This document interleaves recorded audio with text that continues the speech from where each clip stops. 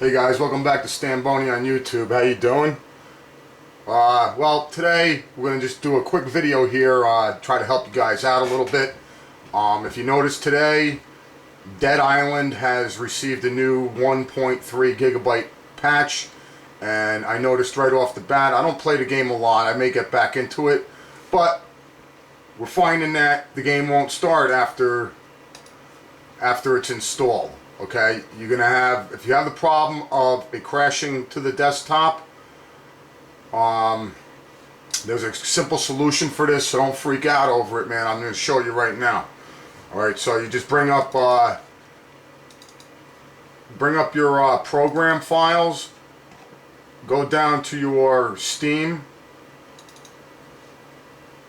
apps, common, and find your Dead Island folder. First thing you do is you go into DI, then you go into data, then you go scroll down, you find the configuration settings in data. Now you're looking at it, and about 3/4 of the way down, almost all the way to the bottom, you're gonna see a file called local EN for English. Okay, the E is capitalized.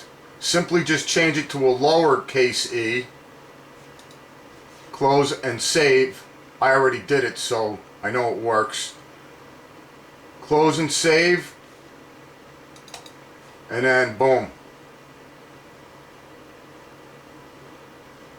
Dead Island works again. So don't freak out too hard about it. Techland screwed up with the patch. It's a simple fix. I'm sure they'll be fixing it with another patch soon.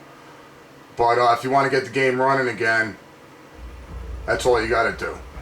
Thanks for watching, guys. Stanbony on YouTube. You got any questions? Hit me up. Later.